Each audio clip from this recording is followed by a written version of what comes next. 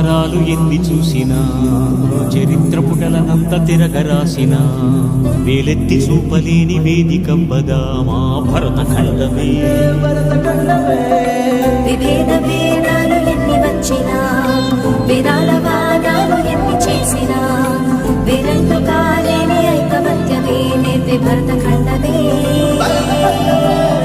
స్వతంత్రమే సాధించని మార్గమే స్వరాజ్యమే పంచింది చిహ్నమే. పదండి రాలి వాడిలా పతాకమెగురవే.